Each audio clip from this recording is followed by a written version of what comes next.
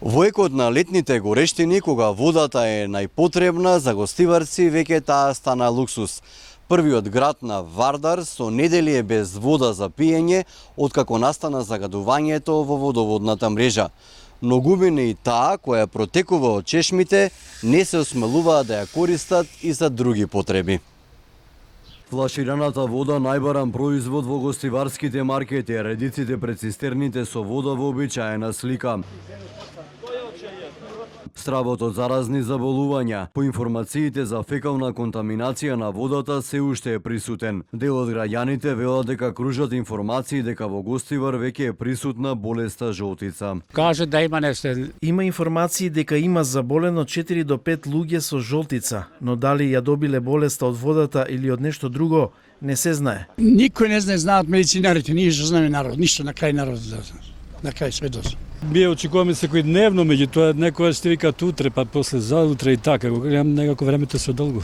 Вода за готвење, за миење земаме од бунари, од пумпи. Па водата сега за пиење ние уште купиме за пиење, али за други технички го употребуваме сега. Во меѓувреме здравствените власти соопштуваат дека состојбата постепено се стабилизира. Бројот на нови пациенти со стомачни тегоби и симптоми на труење е во паѓање. На 31 јули се регистрирани вкупно 61 прегледи.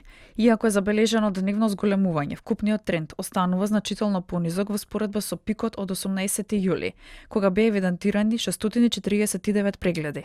Од 14 до 31 јули се регистрирани вкупно 4543 први прегледи.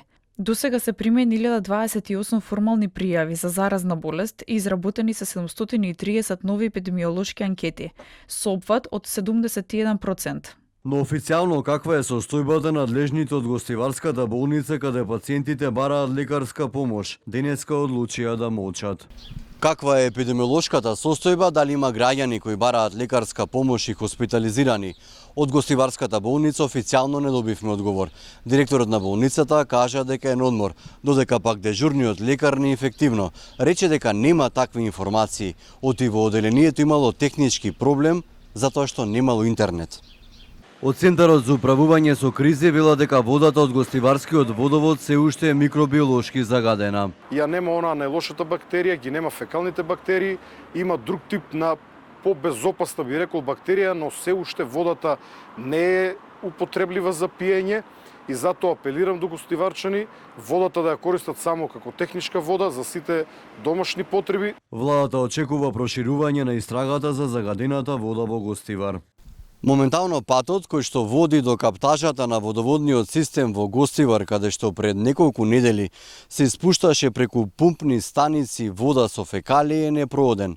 Во околината на Вруток не затекнавме обезбедување, а инцидентот кој што ги остави илјадници граѓани на Гостивар без чиста вода за пиење, го отвори прашањето колку градските водоводни системи се обезбедени.